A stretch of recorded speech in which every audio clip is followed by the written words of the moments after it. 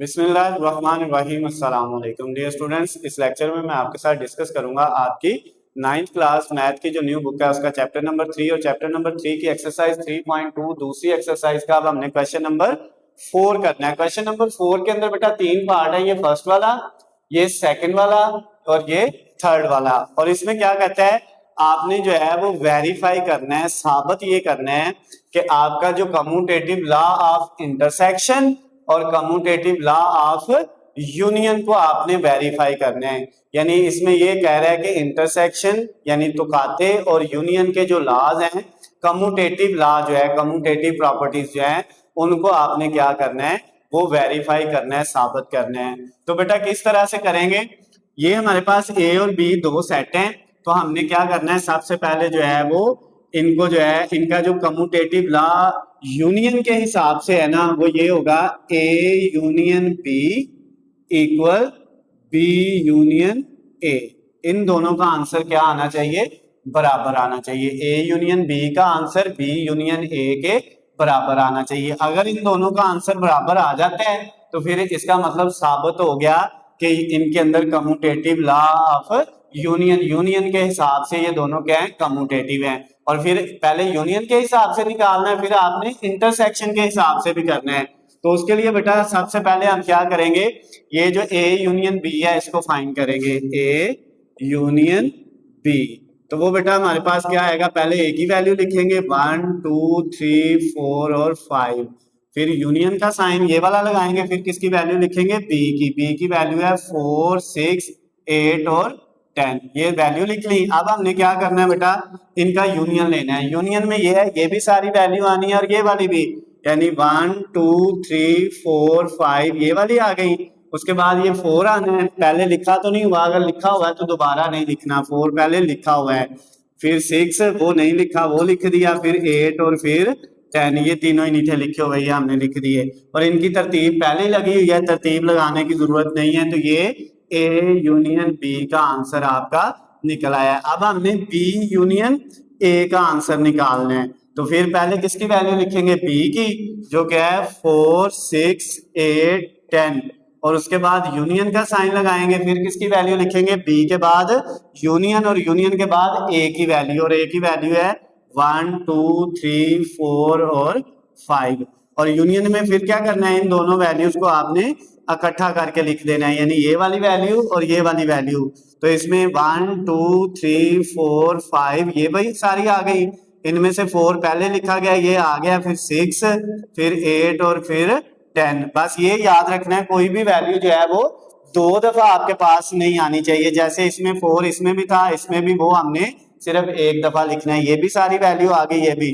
तो देखें इसका आंसर ये आया है और इसका आंसर ये आया, क्या दोनों का आंसर बराबर आ गया, बिल्कुल बराबर आ गया। तो इसका मतलब ये हुआ कि आपके पास ये जो था कम्यूटेटिव प्रॉपर्टी साबित हो गई है यूनियन के हिसाब से। अब हमने क्या करना है, इसी के अंदर जो है वो इंटरसेक्शन के हिसाब से भी कम्यूटेटिव प्रॉपर्टी को वेरीफाई करना है। तो उसके लिए पहले हम निकालेंगे ए इंटरसेक्शन बी, ए और बी का क्या निकालेंगे, इंटरसेक्शन। तो पहले वैल्यू लिखेंगे ए वाली, जो क्या है हमारे पास 1 2 3 4 और 5, फिर इंटरसेक्शन का साइन लगाएंगे, ये वाला इंटरसेक्शन का साइन, फिर किसकी वैल्यू लिखेंगे, बी की वैल्यू लिखेंगे, और बी की वैल्यू हमारे पास क्या है, वो है 4 6 8 और 10।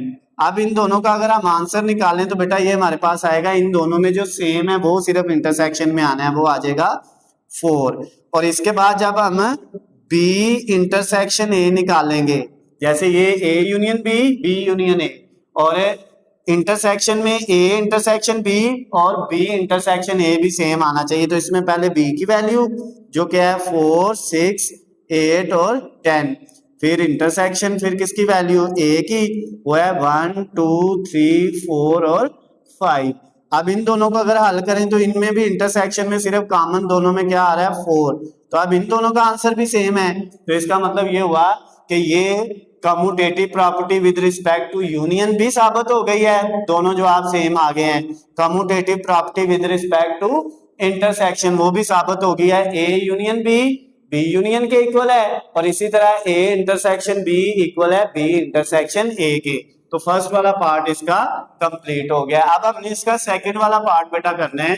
उसमें जो पहला सेट है वो है नेचुरल नंबर और दूसरा सेट क्या है, वो इंटीजर है।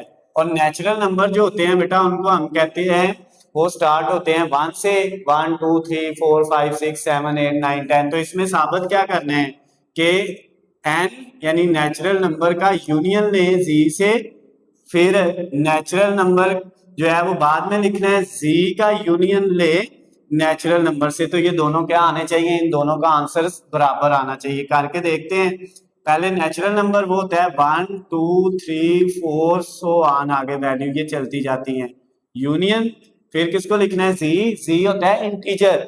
इंटीजर जो होते हैं वो होता है 0 plus minus 1 plus minus 2 plus minus 3, ये वैल्यू होती है 0 प्लस माइनस 1 प्लस माइनस 2, इसी तरह आगे प्लस माइनस 3 और सो ऑन। तो हमने सिर्फ 3 तक लिख ली। अब इन दोनों को हमने क्या करना है, इनका यूनियन लेना है। जब हम इन दोनों का यूनियन लेंगे तो बेटा हमारे पास है इसके अंदर यूनियन में ये भी सारी वैल्यू आनी चाहिए और ये भी सारी, और कोई भी वैल्यू 2 दफा नहीं आनी चाहिए। तो इसमें 0 प्लस माइनस 1 प्लस माइनस 2, उसके बाद प्लस माइनस 3 प्लस माइनस 4 और सो ऑन, आगे ये सारी वैल्यू आ जाएंगी। अब इसमें देखें ये वाली सारी वैल्यू आ गई हैं, ये भी आ गई हैं। 1 इधर प्लस का मौजूद है, 2 भी प्लस का मौजूद है, 3 भी मौजूद है, 4 भी। इसका मतलब इन दोनों का आंसर ये आ गया। अब हमने क्या करना था, दूसरी चीज हमने फाइंड करनी थी। पहले z फिर यूनियन फिर n। पहले n यानी नेचुरल नंबर का यूनियन लिया है इंटीजर के साथ। अब कम्यूटेटिव प्रॉपर्टी में क्या होता है, इनको बदल देना है जगह। पहले वाला जो है बाद में आ जाएगा और बाद वाला पहले, z बाद में था पहले आ गया, n पहले था बाद में चला गया। तो आप पहले z की वैल्यू लिख रही है जो क्या है 0 plus minus 1 plus minus 2 plus minus 3 so on. उसके बाद यूनियन फिर वैल्यू किसकी लिखनी है, n की। नेचुरल नंबर वो है 1 2 3 4 सो ऑन, जितने मर्जी लिख सकते हैं। अब इन दोनों का यूनियन भी लेंगे तो वो इसमें ये सारी भी और ये सारी भी लिखनी है और रिपीट नहीं करनी। तो ये आ जाएगा आपके पास 0 plus minus 1 plus minus 2 plus minus 3 plus minus 4 plus minus 5 so on, जितनी मर्जी वैल्यू लिख सकते हैं। अच्छा जी, तो अब ये देखें लेफ्ट साइड और राइट साइड दोनों का, यानी जो है यूनियन के हिसाब से हमने जो है वैल्यू को बदल के भी देखा। पहले था n यूनियन z, फिर z यूनियन n, दोनों का आंसर सेम आ गया है। तो ये वेरीफाई हो गया with respect to commutative property, with respect to union. Union के हिसाब से ये कम्यूटेटिव है। उसके बाद आप इंटरसेक्शन के हिसाब से भी ऐसे ही करना है। पहले n का इंटरसेक्शन लेना है z के साथ और फिर n का इंटरसेक्शन किसके साथ है, सॉरी z को पहले लिख लेना है और उसका इंटरसेक्शन किसके साथ लेना है, n के साथ। तो आप पहले n लिखें। n की वैल्यू थी 1 2 3 4 5 6 सो ऑन, ये हमने लिख ली। आप 3 लिख के आगे डॉट लगा दे। फिर इंटरसेक्शन, फिर किसकी वैल्यू आनी है, z की, वो है 0 plus minus 1 plus minus 2 plus minus 3 and so on. उसके बाद अब इन दोनों का जब हम इंटरसेक्शन बेटा लेंगे तो इंटरसेक्शन में तो वो वैल्यू आनी है जो इधर और इधर सेम हो, एक जैसी हो। जैसे इधर 1 है, इधर प्लस का 1 है तो सिर्फ प्लस का 1 आना है। माइनस का 1 इधर है लेकिन इधर नहीं है तो इसलिए माइनस का नहीं आना। 0 इधर है, इधर नहीं है, इसलिए 0 भी नहीं आना। फिर प्लस का 2 इधर भी है, इधर भी है। प्लस का 3 इधर भी है, इधर भी है। प्लस का 4 इधर भी होना है, इधर भी, 5 सो ऑन। प्लस वाली वैल्यू जो है इसके जवाब में आनी है। क्लियर होगी बात। अब हमने क्या करता है, पहले किसको लिखना है, z को, और z की वैल्यू है 0 plus minus 1 plus minus 2 plus minus 3 and so on. फिर इंटरसेक्शन, फिर किसका वैल्यू लिखनी है, n नेचुरल नंबर कुदरती अदाद, वो है 1 2 3 एंड सो ऑन। अब इन दोनों में देखें आपके पास जो सेम वैल्यू है वो आनी है इंटरसेक्शन में।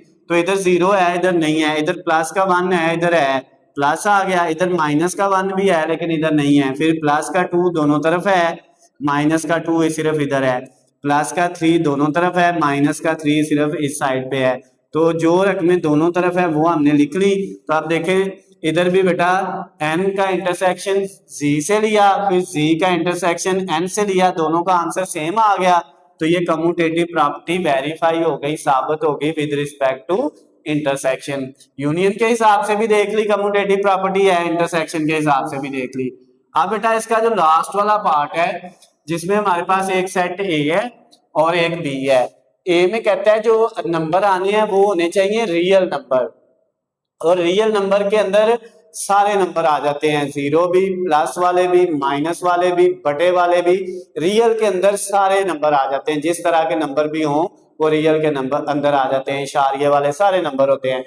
अब कहता है कि आपने नंबर लेने हैं इसमें रियल, और कंडीशन ये है कि इसमें जो नंबर आए वो ग्रेटर देन जीरो, जीरो या जीरो से बड़े हों, एक्स ग्रेटर देन जीरो या इक्वल टू जीरो, जीरो से बड़े जितने हैं और जीरो भी शामिल है, यानी इसमें आपके पास ये सारी वैल्यू आनी है, इसमें माइनस वाली वैल्यू नहीं आनी है। ए में बी में कहता है बी के अंदर वो सेट है जिसमें सारे रियल नंबर आने हैं, इसमें क्या आने हैं, सारे रियल नंबर आने हैं। तो रियल नंबर में तो सारे आते हैं, प्लस वाले भी, माइनस वाले भी, जीरो भी, बटे वाली सारी रकमें आती हैं। लेकिन इसमें जो है ए में सिर्फ रियल नंबर के प्लस वाली वैल्यू जीरो और जीरो से बड़ी आनी चाहिए, प्लस वाली, और इधर जीरो भी आना है, जीरो से बड़ी भी आनी है और जीरो से छोटी भी आनी है बी में। समझ आ गई बात? तो अब हमने उसी तरह पहले क्या करना है, ए यूनियन बी लेना है और फिर हमने बी यूनियन ए लेना है। इन दोनों का आंसर बराबर आना चाहिए। पहले ए की वैल्यू लिखेंगे वो वही लिख लेंगे जैसे है, एक्स, एक्स बिलोंग कर रहा है आर से, एंड एक्स जो है वो greater than equal to zero होना चाहिए। फिर इसके बाद यूनियन लगाया और फिर किसकी वैल्यू लिखी, बी की, जो क्या है वो आर है।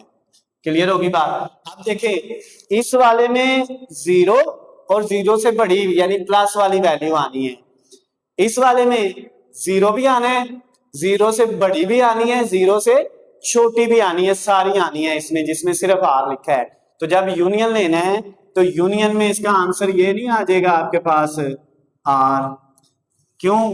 क्योंकि इसके अंदर ये सारी रकमें आ जाएंगी, जीरो भी आ जाएगा, जीरो से सारी बड़ी भी आ जाएंगी, और ये वाली रकमें भी आ रही हैं, जीरो भी आ गया, जीरो से बड़ी भी और जीरो से छोटी भी आ गई। क्लियर होगी बात? यानी इसके अंदर ये भी सारी हैं और ये सारी भी है। अगर हम इसका जवाब ये लिखते तो इसमें तो सिर्फ ये वाली होनी थी, ये वाली मौजूद नहीं थी होनी। क्लियर होगी बात? अब हमने क्या करना है, बी यूनियन ए लेना है। पहले बी की वैल्यू लिखेंगे जो है सिर्फ रियल नंबर का सेट, फिर यूनियन, फिर किसकी आनी है, ए की, जो क्या है एक्स, एक्स बिलोंग कर रहा है रियल नंबर से, जबकि एक्स जो है वो greater than equal to zero होना चाहिए। तो इसका आंसर भी वही आना है, रियल नंबर का। हमारे पास ये वाली साइड ए यूनियन बी और बी यूनियन ए दोनों का जो है वो आंसर सेम आ गया है। तो फिर इसका मतलब ये जो commutative property with respect to union ये वेरीफाई हो गया, साबित हो गया। अब हमने इंटरसेक्शन के हिसाब से करना है, तो उसमें हम क्या करेंगे, पहले लिखेंगे ए इंटरसेक्शन बी और उसका आंसर निकालेंगे, फिर बी इंटरसेक्शन ए का, और वो दोनों सेम आने चाहिए। पहले ए की वैल्यू जो क्या है एक्स, एक्स बिलोंग कर रहा है आर से, रियल नंबर से, जबकि कंडीशन ये है x greater than equal to zero होना चाहिए। और इसका इंटरसेक्शन लिया किसके साथ, बी के साथ, और बी की वैल्यू क्या है हमारे पास आर है। अब बेटा इन दोनों का इंटरसेक्शन में वो वैल्यू आनी है जो सेम है, तो वो आएगा एक्स, एक्स बिलोंग करेगा रियल नंबर से, जबकि X greater than equal to zero. इन दोनों का जब इंटरसेक्शन लेंगे तो ये जो आप आएगा उसकी वजह क्या है, क्योंकि इसकी वजह ये है क्योंकि ये जो वैल्यू है इसमें सिर्फ जीरो और जीरो से बड़ी वैल्यू आनी है, जो इसमें भी है और इसमें भी है, लेकिन इसमें जीरो से छोटी वैल्यू माइनस वाली भी है, वो इधर नहीं है। तो हमने दोनों में से, इसमें से और इसमें से वो वैल्यू लेनी है जो दोनों में हो। तो इसके अंदर हमारे पास सिर्फ जीरो और जीरो से बड़ी वैल्यू है, जीरो से छोटी नहीं है। इधर जीरो भी है, जीरो से बड़ी और छोटी दोनों है, तो दोनों में सेम क्या है, जीरो दोनों में सेम है, जीरो से बड़ी दोनों में सेम है, जीरो से छोटी सिर्फ इसमें है, इसमें नहीं है। तो फिर इसका मतलब जीरो और जीरो से बड़े वाली दोनों की सेम है, तो वो ये इंटरसेक्शन में आ जाएंगी। फिर हम बी इंटरसेक्शन ए निकालेंगे, उसमें पहले बी की वैल्यू लिखेंगे, वो रियल नंबर का सेट है, इंटरसेक्शन फिर ए की वैल्यू लिखेंगे, वो है एक्स, एक्स बिलोंग कर रहा है रियल नंबर से, जबकि x greater than equal to zero होना चाहिए। तो इन दोनों का भी जब इंटरसेक्शन लेंगे बेटा तो वो हमारे पास आएगा x x बिलोंग कर रहा है रियल नंबर से, जबकि x greater than equal to 0 जो इसका आया है। तो इसमें बेटा फिर ये a इंटरसेक्शन b और b इंटरसेक्शन a का आंसर भी क्या आ गया, बराबर आ गया। तो ये भी बेटा आपके पास जो है साबित हो गया विद रिस्पेक्ट टू जो है वो इंटरसेक्शन। तो उसने जो क्वेश्चन नंबर बेटा जो हमें दिया था 4, उसके 3 पार्ट थे, तीसरा भी हमारा सॉल्व हो गया है।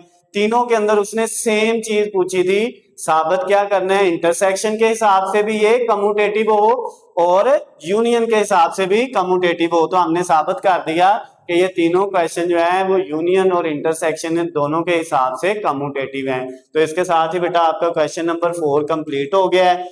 अगर बेटा आपको इसमें कोई मसला हो तो आप मुझसे पूछ सकते हैं। अल्लाह हाफिज, खुश रहे।